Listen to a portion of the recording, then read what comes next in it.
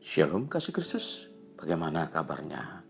Kiranya sukacita, damai sejahtera, dan kesehatan ada bersama kita semua.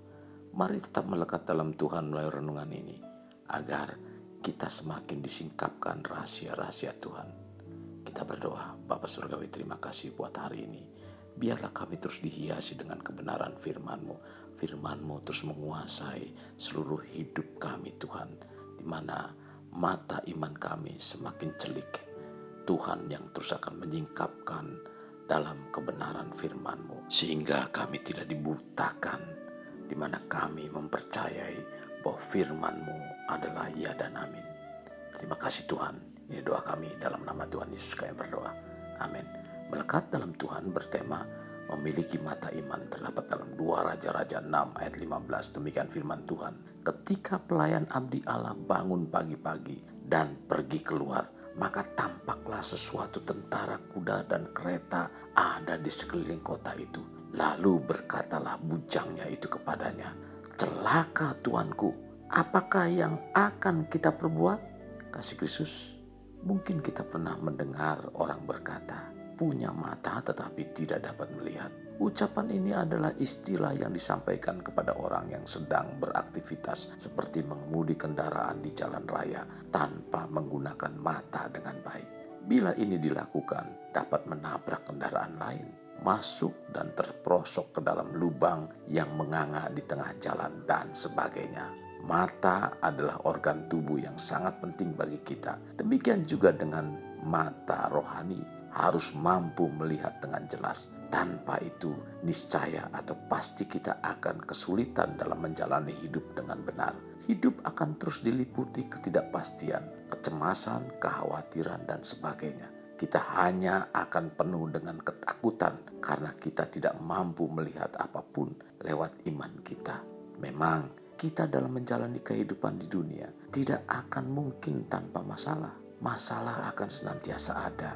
Tetapi ingatlah, ada Tuhan yang menyertai kita, dan percayalah, Tuhan yang kita sembah jauh lebih besar dari segala pergumulan yang kita hadapi. Kita harus terus melatih diri kita untuk melibatkan Tuhan dalam setiap aspek kehidupan kita. Karena hanya dengan hidup bersama dengan Tuhanlah kita akan mampu menghadapi masalah dengan ketenangan. Segala perkara dapat kutanggung di dalam Dia yang memberikan kekuatan kepadaku, tercatat dalam Filipi 4 ayat 13. Jika kita masih berada pada fase seperti Gehazi, berdoalah seperti Elisa. Bukalah kiranya matanya supaya ia melihat.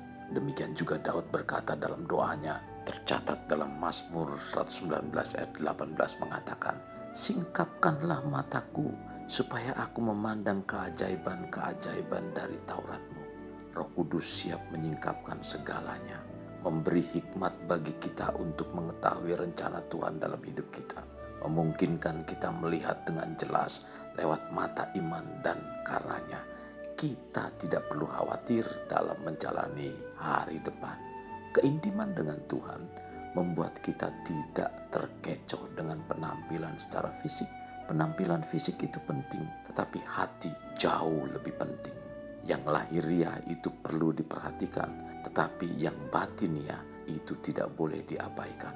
Hendaklah kita tidak hanya melihat dengan mata jasmani, tetapi juga dengan mata iman.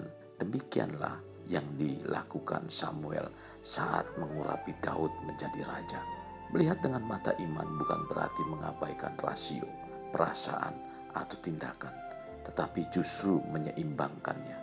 Bila tidak ada keseimbangan di antara ketiganya, manusia akan jatuh kepada hal-hal yang masuk akal berdasarkan perasaan ataupun perbuatan.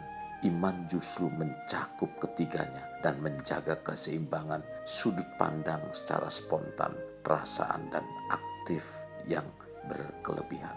Tetapi lebih dari itu, mata iman mengarahkan kita untuk mencari kehendak Allah. Iman membuat seorang Kristen dapat melihat melampaui mata jasmani. Pandangan orang beriman tidak hanya tertuju kepada yang terbatas dan sementara, tetapi mengarah kepada yang tidak terbatas dan abadi. Seperti yang dikatakan Rasul Paulus, sebab kami tidak memperhatikan yang kelihatan, melainkan yang tak kelihatan. Karena yang kelihatan adalah sementara, sedang yang tak kelihatan adalah kekal. Tercatat dalam 2 Korintus 4 ayat 18. Biarlah kita dapat melihat sesuatu bukan hanya dengan mata jasmani, tapi juga dengan mata iman. Dengan mata iman, kita senantiasa mencari dan mengutamakan kehendak Allah. Kasih Kristus, jadikan hidup kita untuk lebih bermakna. Membangun pribadi bermakna dimulai dari pribadi kita. Kita berdoa, Bapa Surgawi, terima kasih. Hari ini firman-Mu menggemakan hidup kami, agar kami memiliki mata iman, di mana kami menghadapi segala masalah. Biarlah kami tidak mudah kalut, apalagi Tuhan, menjadi khawatir dalam hari-hari yang kami hadapi.